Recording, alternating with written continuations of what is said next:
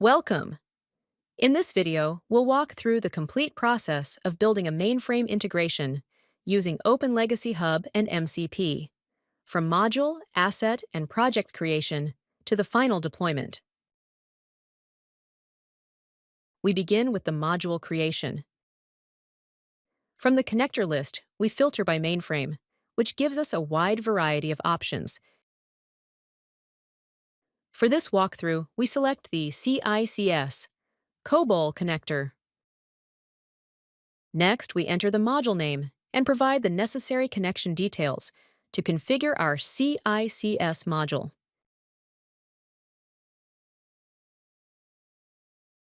We add an asset to the module. We have two options: upload input and output copybooks, or upload a COBOL source file, which we will use in this example. We simply drag and drop it into the interface and add the asset. OpenLegacy Hub automatically parses the COBOL source and identifies all input and output structures. A unit test is also generated for us. We enter sample test data, in this case, an account ID, and execute the test. The response confirms that our asset is fully functional.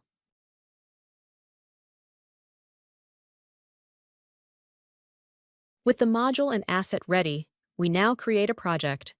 We select the newly generated account module, provide a project name, and choose REST API as the service type.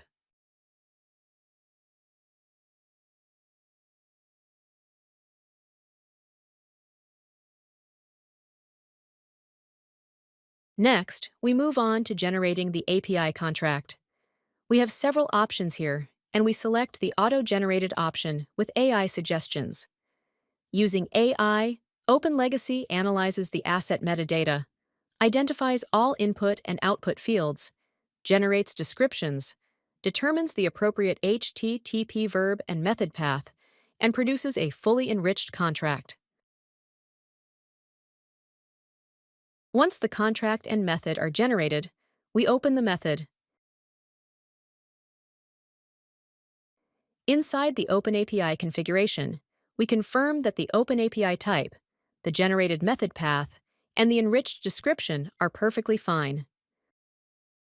We also inspect the input and output structures, along with all generated mappings. The OpenLegacy Hub Studio allows fine-tuning these structures, including renaming fields, adjusting types, and adding or removing parameters. OpenLegacy Hub also provides robust data transformation capabilities. We can add expressions, write custom logic, or use predefined functions. In this example, the card number value is returned in plain format, so we apply a tenant-level predefined expression to mask it. Next, we enhance the flow using an expression step. We want to transform the account ID using AI.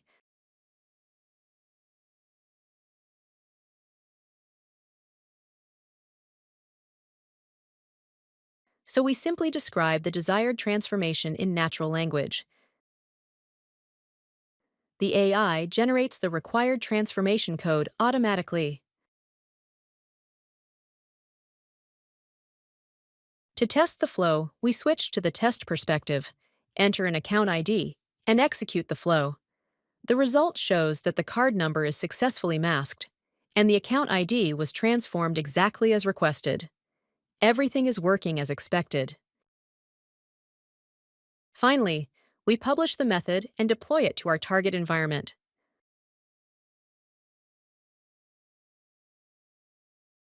Once deployed, we open the OpenAPI specification page, enter an API key, and perform a live execution using an account ID.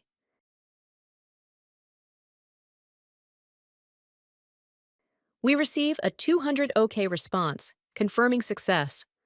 The JSON output includes all transformations we configured earlier. The second part of the video demonstrates the generation of a reverse API with a COBOL API stub, which calls services deployed in the AWS cloud. This scenario covers the stage where the accounts domain has already been migrated to AWS, while the cards domain is scheduled for a second phase.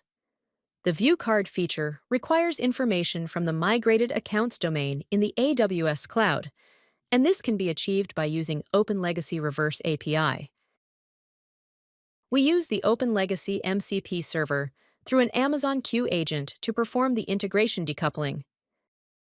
The MCP demo JSON file contains information of the base application domain details. It includes information about the cards domain and the source files stored in an S3 bucket. The accounts domain has similar details, and in addition, the migration strategy is set to refactor.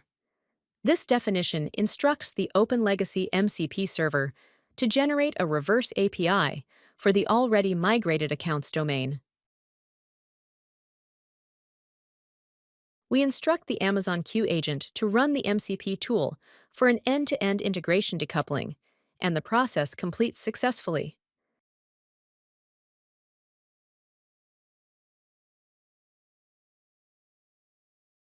We then ask Amazon Q to download the migration package, which contains all we need to deploy the generated reverse API, and use the corresponding COBOL API stub.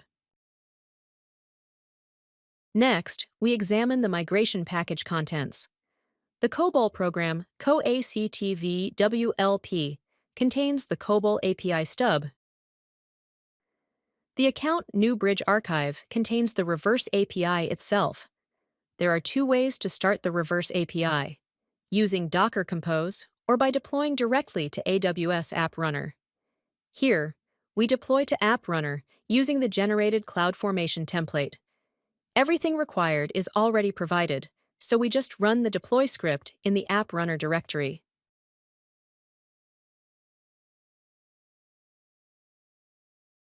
Once the service is deployed, we open the OpenAPI specification page, verify that the reverse API was successfully generated, and continue with the integration process.